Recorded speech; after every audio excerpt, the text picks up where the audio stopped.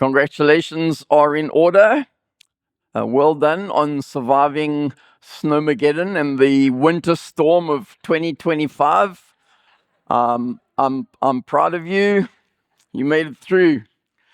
This morning we continue our series on the peculiar, strange, odd, somewhat bizarre book of Ecclesiastes. And 2 weeks ago, I kicked the series off by looking at a couple of the key themes that we needed to keep in mind as we go through this strange book of Ecclesiastes. Last week, Pastor Matt looked at the idea of our lives are like we're floating on tubes down a river, and at the end of the river, there is a waterfall. And the idea being that whatever river we are on, and it ends in a waterfall, which signifies we all face death and then God's judgment. I don't know if I've mentioned this, but when Pastor Matt and Pastor Dave and myself were talking about this series, and Pastor Matt came up with this idea of a river with a waterfall at the end. And he could see that I was kind of struggling to understand the concept. And eventually Pastor Matt went, so like in Africa, do you not get on a tube and just float all the way down the river? And I'm like, no, because you get eaten by crocodiles and hippos. And when I realized that doesn't happen in Canada and people float down rivers, suddenly the illustration made a whole lot of sense. But it did take me a while. This morning, I want to unpack a key concept, a foundational concept that is just absolutely key to the entire book. It is probably the most important thought that we need to keep in mind as we go through Ecclesiastes, and that is the transient nature of life under the sun. The transient nature of life under the sun. So let's read together. Ecclesiastes chapter 1, verses 1 to 11. The words of the teacher, son of David, king in Jerusalem. Meaningless,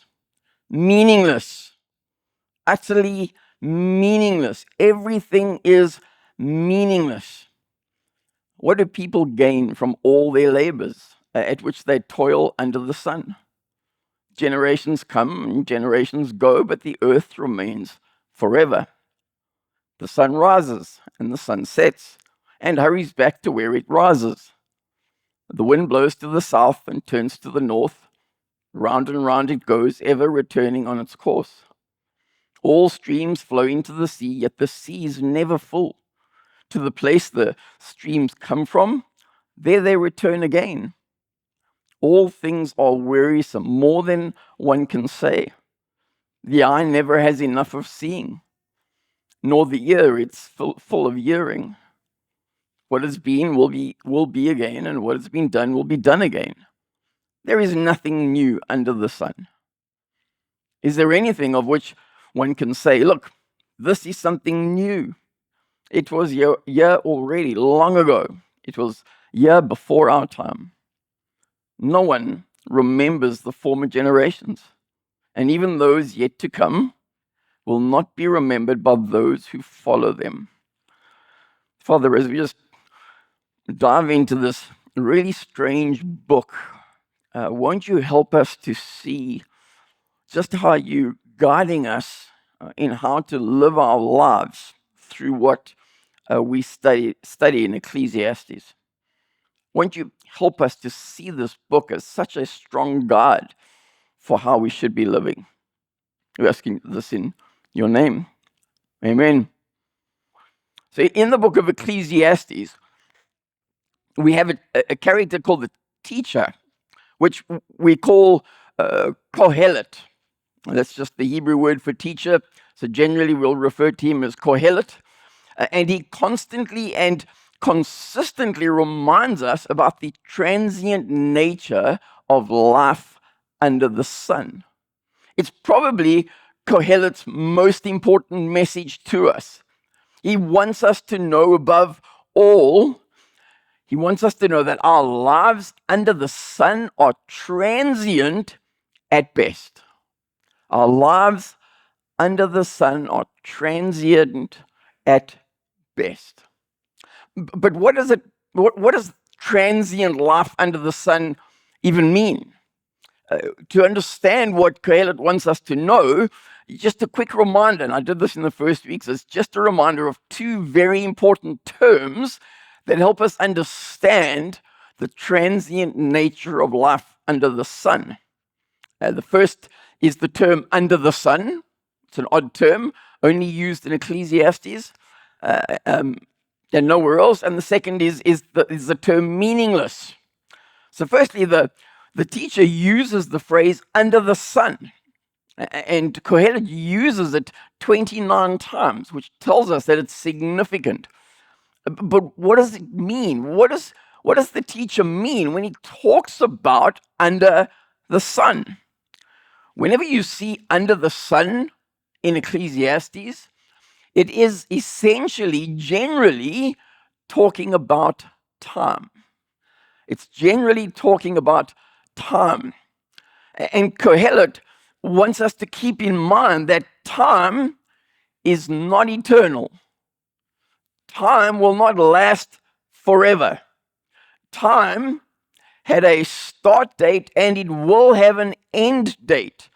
Time is not limitless. In the first book of the Bible, in Genesis, we read of a time when there was no sun. And then God brings the sun into being. And then at the last book of the Bible, in Revelation, we learn that the sun is no more. It's not needed anymore. And so the sun has a beginning and the sun has an end. The sun came into existence and the sun will no longer exist. And so that idea of the sun having a limit is what Kohelet wants us to know, that generally it is talking about time and time being limited. But he uses the phrase more specifically, not just to talk about time in general, but to talk about our time under the sun. He wants us to realize that there was a day that we opened our eyes and we saw the sun for the very first time.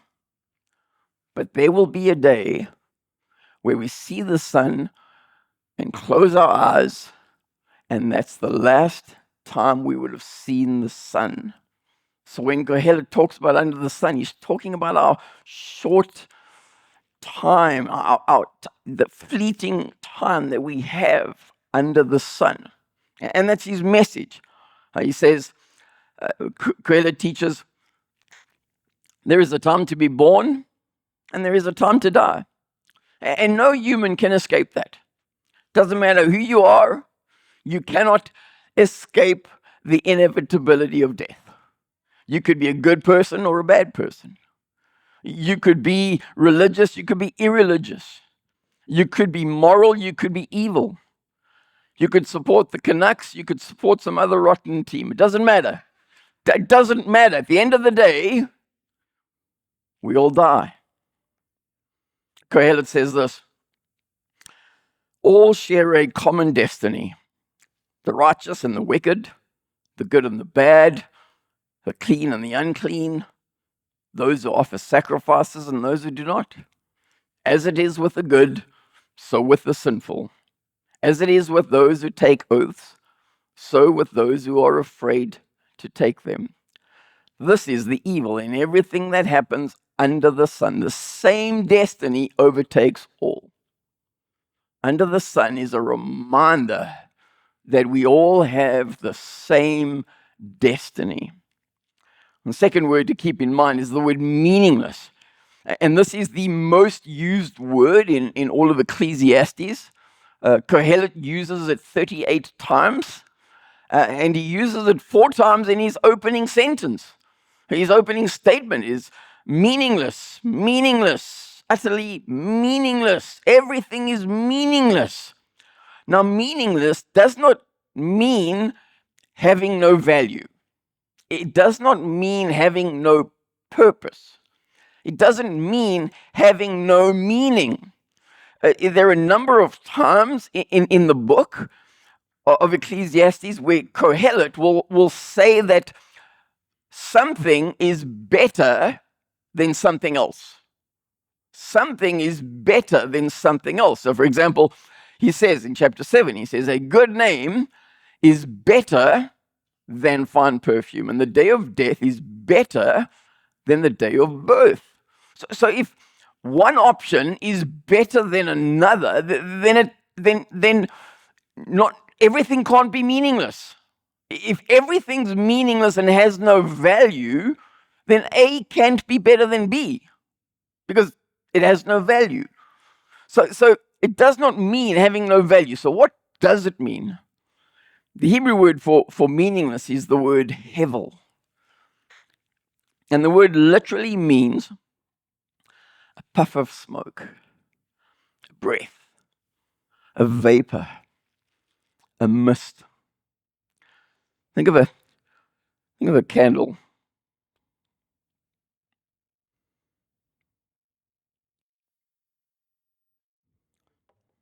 You want to play that video, Ethan? There we go. That's smoke. That's hevel. That's hevel. That vapor that is there when you blow out the candle, that's hevel. That smoke is hevel. And the word is what we call an onomatopoeia. It's a word that is supposed to sound like what it's describing. And so think of words like crash or splash or buzz. They all sound like what they're describing, and hevel is the same. And so hevel is meant to be said as almost air leaving your lips. Hevel. Hevel. Hevel. Mist. Smoke. So, keeping this idea of under the sun and the word hevel, what does Kohelet want to teach us about the transient nature of life under the sun? He wants to teach us 4 things. And the first is we are reminded that life is short. Very, very, very short. Life is very, very transient. We are here, and then we are gone. Look at that candle again.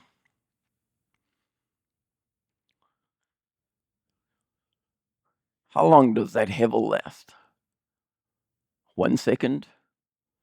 2 seconds? 3, maybe 4 seconds, and then it's gone. A mist, a vapor, hevel. It's here, and then it's gone. Life is very, very short. And in fact, the very first time that the word hevel appears in Scripture, it's not used as a mist or a vapor, but it's somebody's name. So if you think of the first person in Scripture whose life was snuffed out before they had a chance to live it, whose life was hevel, who appears in one verse and then is gone in the next. The very first time the word hevel appears, it is the name of Abel, Cain's brother Abel. His name is hevel. And it's meant to signify that he was here and then he was gone. So we read in Genesis 4, while they were in the field, Cain attacked his brother Hevel and killed him. Here and then gone. And Colette uses this word hevel over and over and over to remind us of the brevity of life. To remind us that our lives under the sun are transient. We come and we go. He says this in chapter 6. He says, for who knows what is good for a person in life during the few and hevel days that they pass through like a shadow? Who can tell them what will happen under the sun after they're gone? Life is short. Life is transient. Life is hevel. Psalm 39, David says, "You have made my days just inches long, and my lifespan is nothing to you. Every human being stands before you as hevel." Psalm 144, he says, "A human is like a hevel." And Job says, I give up. I will not live forever. Leave me alone, for my days are a hevel. So, firstly, life is very, very short. And secondly, life is repetitive. Life is circular. Life is on repeat. Think of a candle. Its main purpose, to go on, to go off. To go on, to go off. Life is circular. It's on repeat. That's what Kohelet says. He puts it like this. He says, what has been will be again. What has been done will be done again. There is nothing new under the sun. Is there anything of which one can say, look, this is new? It was here already long ago. It was here before our time. And the teacher is at pains to point out just how circular and repetitive in nature our lives are. Kohelet says this: there is a time for everything and a season for every activity under the heavens. A time to be born and a time to die, a time to plant and a time to uproot, a time to kill and a time to heal, a time to tear down and a time to build, a time to weep and a time to laugh, a time to mourn and a time to dance, a time to scatter stones and a time to gather them, a time to embrace and a time to refrain from embracing, a time to search and a time to give up, a time to keep and a time to throw away, a time to tear down and a time to mend, a time to be silent and a time to speak, a time to love and a time to hate, a time for war and a time for peace. And the teacher wants us to remember that life is on repeat. Things happen over and over and over. Now, why is this important? Why is it so important that we recognize that our lives are circular, that events come and go, that it seems to be on repeat? What is the point that Kohelet is trying to make? Kohelet is trying to teach us not only are our lives transient, but even within our short, transient lives, there are repetitive patterns and cycles that we have no control over. That's what he wants us to know. Kohelet wants us to know our lives are short, and that short transient life that we do have, we are not in control. We are not in control of our own short, transient lives. Look at what Kohelet says. He says, there is a time for everything and a season for every activity under the heavens. There are two important words in that opening statement. Kohelet uses the phrase time and a season. And the word for time is the Hebrew word zemon. And zemon means a God-appointed time. A time where God decided to act. A time where God intervened. A time when God did something that suddenly we become aware of. The Hebrew word for season is the word eight. And it's the standard word for chronological time. So let's look at the word for zemon, that God-appointed time. How much control do you have over God's zemon appointed time? How much control do you have over that? I'll give you the answer. In case you were wondering, it's null, none, nada, zero, zilch, diddly squat. Nothing. You have no control over God's appointed time. So Job says, I know that you can do all things and no purpose of yours can be thwarted. Well, what about eighth time, chronological time? We can measure it. We can watch it pass. We can use it. We can waste it. But how much time do we have over eighth time? Can you stop summer from following spring? Can you decide that for the next week the tides are not going to flow? Can you decide that the moon is not going to complete its next circuit? How much control do you have over eighth time? Again, to help you out, I will give you the answer. It's none, no, nada, zero, zilch, diddly squat. Your life is transient and you have no control. And at this point, I can see a couple of you have broken out into a cold sweat because you like being in control. And this thought, you have no control, is scary. Come on, let's see who are the control freaks among us. Hands up, be honest. I was going to point my wife out if she didn't. Right. And recovering, and you know what's actually happening is the people who are honest have put up their hands, and the people who are control freaks but want to be in control don't put up their hands. We are not in control.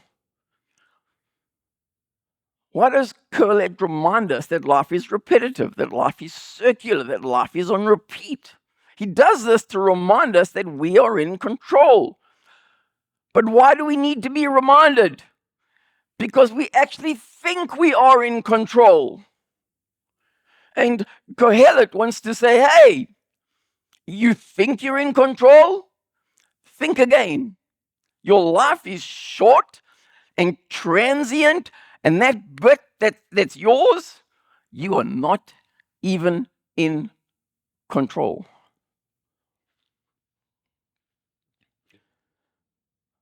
And that's the truth that Kohelet wants us to know.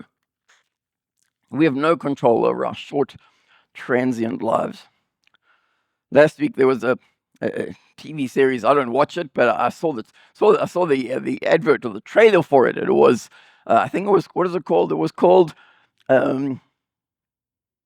Rescue 911 or something. And it was all about, they suddenly discover that there is an asteroid 1 hour away from Earth. And it's about to crash into Earth. Did anyone see that program? Or the trailer at least? Okay, so I see the trailer and I'm sitting with Kim. Now, I'm a bit of an astronomy nerd. I like space. I listen to way too many podcasts on space and physics. And I said to Kim, those writers of that TV show, they're idiots. They completely, it's just not even, like we are so, we've plotted so many asteroids that we know where they are. There's no ways that suddenly we're going to go, oh, we have an hour. Those writers are idiots. And then on the 26th of January, a astronomer in the States announced that on the 25th of December last year, a comet between 30 to 100 meters called 2024 YR4 whizzed past Earth. And in astronomical terms, it was fairly close. It whizzed past us on Christmas Day. We picked it up 2 days later. We are not in control.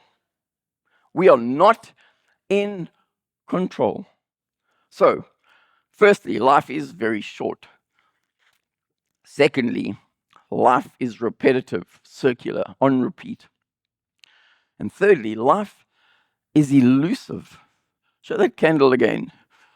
Please, Ethan.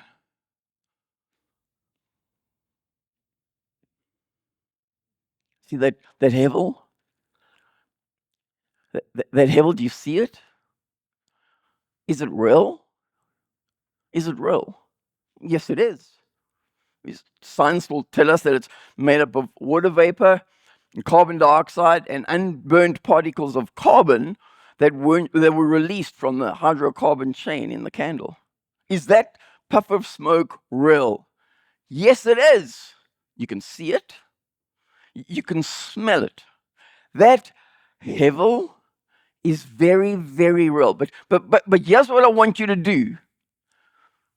The next time you blow out a candle, I want you to reach out and take some of that hevel and hold it in your hand and then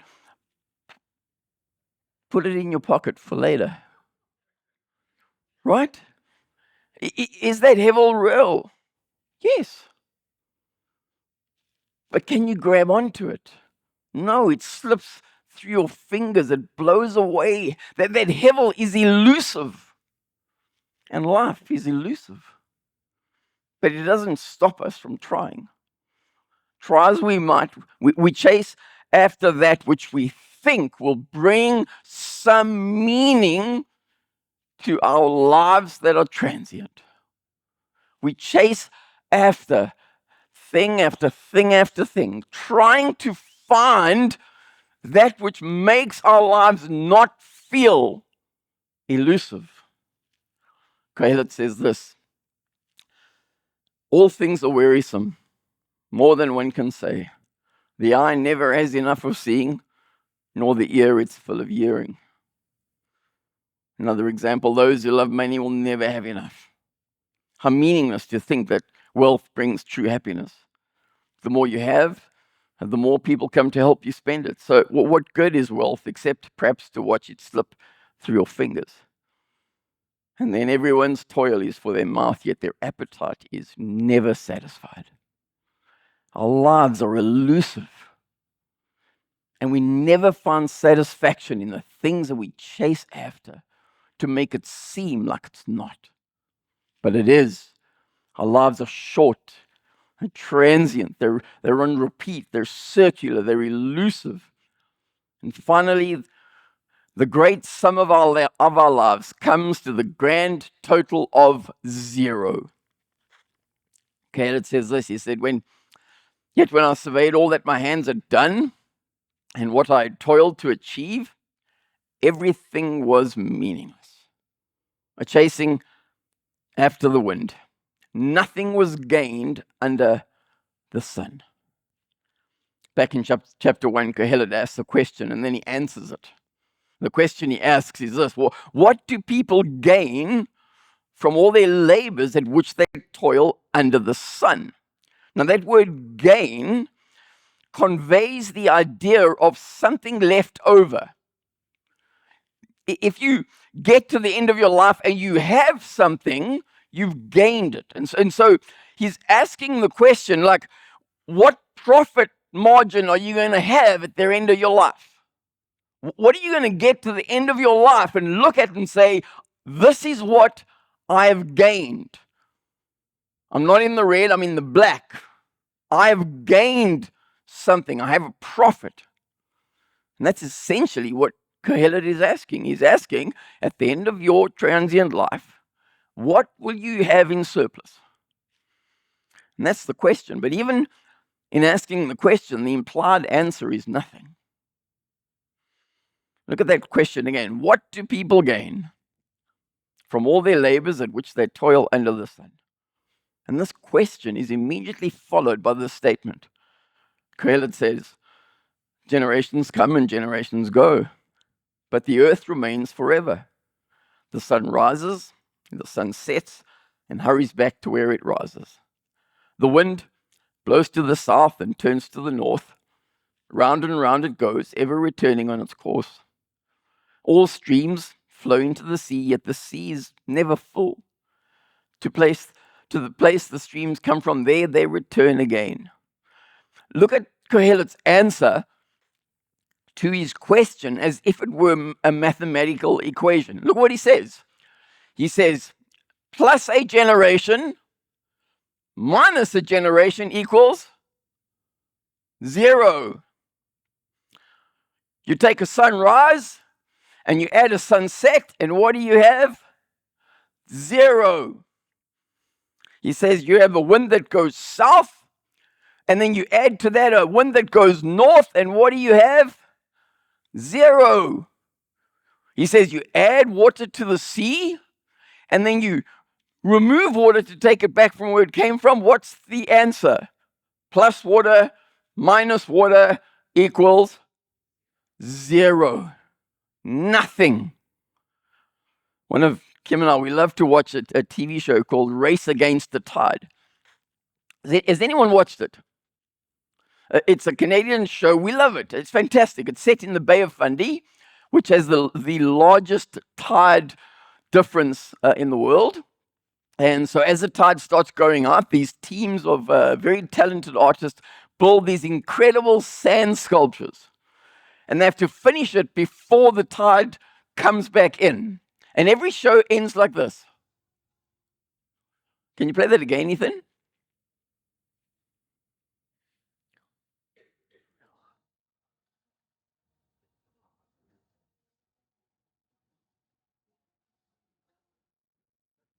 Every single show ends like that.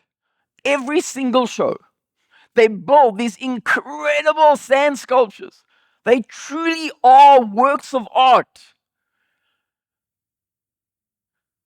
And then the tide comes in, and they're gone. You wouldn't even know that they were there. What do people gain from all their labors in which they toil under the sun? Nothing. Nothing. Kohelet says, everyone comes naked from their mother's womb, and as everyone comes, so they depart. They take nothing from their toil that they can carry in their hands. This too is a grievous evil. As everyone comes, so they depart. And what do they gain? Since they toil for the wind. So what? Currently, most of you are sitting here thinking, that is the worst sermon I've ever heard. That was just awful. That was terrible. You told us life is short, it's circular, it's elusive, and we get nothing at the end. Great sermon, Darren. Thanks for that. But it's so important that we know that life is transient and short. It's important that we keep in mind that life is short. It's important that we remember that life is circular and that we're not actually in control. We need to remind ourselves that life is elusive. It's always going to be just outside of our grasp. And no matter how hard I work, the great sum of my life will still be 0. Depressing, disheartening, discouraging, despairing. I mean, it's no surprise that the teacher's opening statement is meaningless. Meaningless. Utterly meaningless. How depressing, disheartening, discouraging, despairing. Except that's not how the book ends. That's not how the book ends. And in order to see what the teacher's actually trying to convey, you need to jump to the end and then look backwards. Jump to the end and use what is said at the end as a lens to look back at the rest of the book. And then we discover that our lives are meant to be lived backwards by knowing the end and using that lens backwards.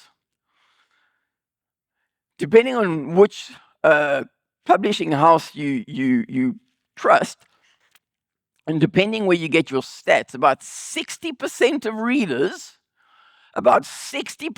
readers will read the end before they start the book. Who does that? Put your hands up if you do that. You sick people. What is the matter with you? You don't do that, except for Ecclesiastes. Here's the one case we're looking at the back is good because it helps us understand what the teacher's truly trying to say. At the end of the book of Ecclesiastes, Kohelet steps out of the story. He's said what he wants to say, and Kohelet steps back. And the narrator who says the first words, he steps back into the story. And he looks back at everything that Kohelet has said. And then he makes this statement. The words of the wise are like goads. They're collected sayings like firmly embedded nails given by one shepherd. So what's a goad? A goad is a stick that would have a bit of a spike on the end. Shepherds would do that, or they would put nails on the end of their shepherd's crook, or just on a stick, a spike or nails. And what would they do with it? Well, like humans, lots and lots of sheep are just dumb. And they won't do what you want them to do. So you need to get out the goad and smack them on their butt or their head in order for them to learn what they should be doing. The final summary, when the narrator sums up all that Kohelet has said, he says, now all has been heard. Here is the conclusion of the matter. Fear God, keep his commandments, for this is the duty of all mankind. For God will bring every deed into judgment, including every hidden thing, whether it is good or evil. Once you're living with that in mind, once you get up every single morning and say, today, I'm going to live my life knowing that God has given it to me, but that he's watching. And I will have to give an account for how I spent my transient time on this earth. I'm going to learn to fear God.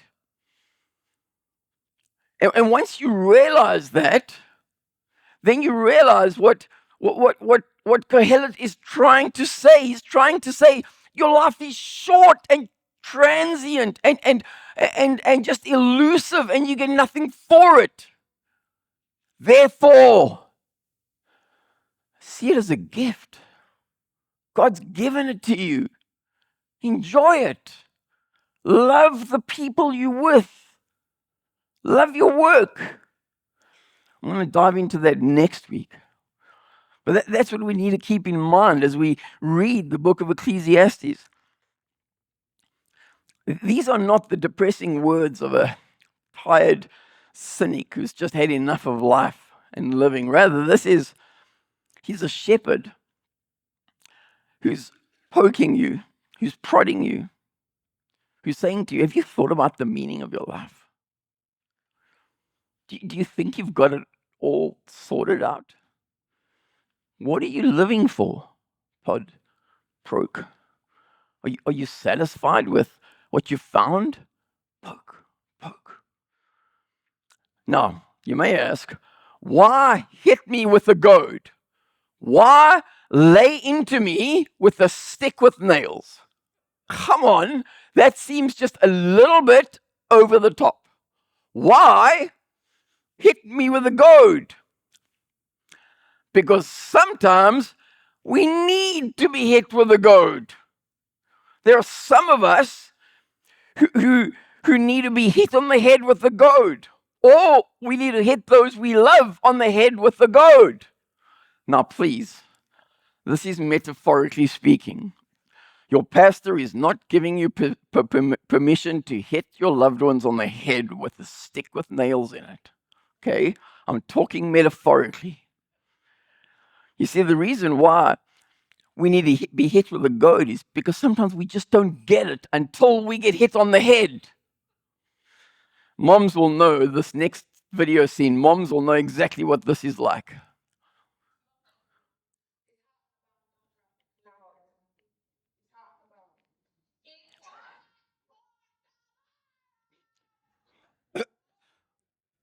Right? Every mom goes, yes. But you see the progression. She goes, it's hot on the bottom. Be careful. It's hot on the bottom. Be careful. It's hot on the bottom. Why? Because the first 2 times didn't work. And Psalms and Proverbs and Ecclesiastes say a similar thing. And the Proverbs do it in prose and poetry. And Psalms do it in song. And Ecclesiastes does it by shouting through a megaphone.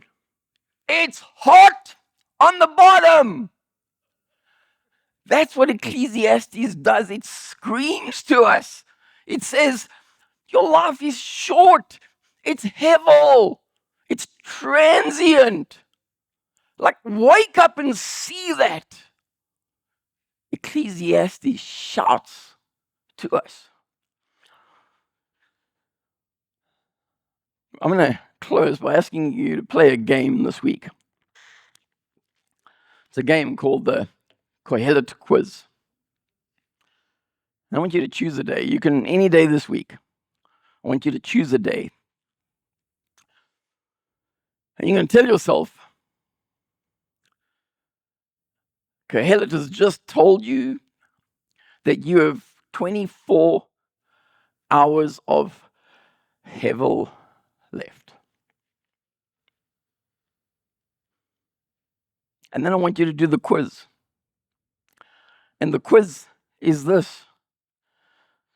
The quiz is,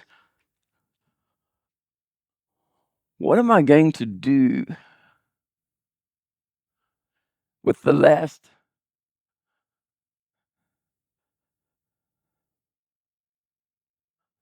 24 hours of earthly hevel that I have? What am I going to do? Do I need to rush into the office to finish that project? Do I need to make sure that I finally separate my winter and my summer clothes? Do I need to quickly clean the house?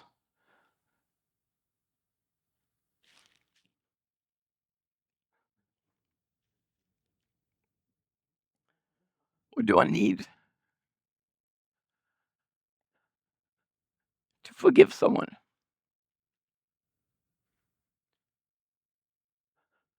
Do I need to ask for forgiveness from someone?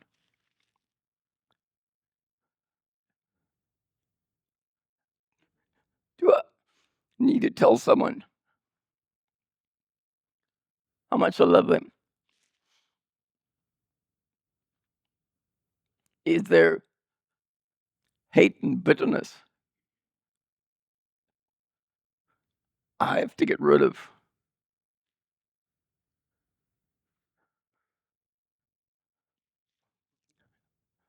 Do I need to make right with God? I'm going to ask you to do the Kohelet quiz this week. I really want you to do it. I want you to imagine if you were given the gift of knowing you had 24 hours of hevel left, what would you do with it? That's my challenge for you this week. Please, won't you do that? Father, we